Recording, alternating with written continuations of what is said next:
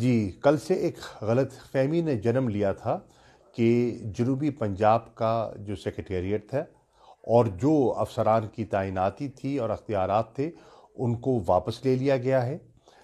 حکومت پنجاب نے اور وزیر اعلیٰ پنجاب جناب عثمان بزدار صاحب نے اس کا فل فور نوٹس لیا اور انکوائری ہولڈ کر رہے ہیں کہ یہ ان کے احکامات کے بغیر کیوں ہوا اور کیسے ہوا، نمبر ایک۔ نمبر دو، جو اصل صورتحال تھی وہ بحال کر دی گئی ہے اور نئے نوٹیفیکیشن جو ہے وہ سامنے آ گیا ہے اور اس نے جو غلط فہمی تھی اس کو دور کر دیا گیا ہے۔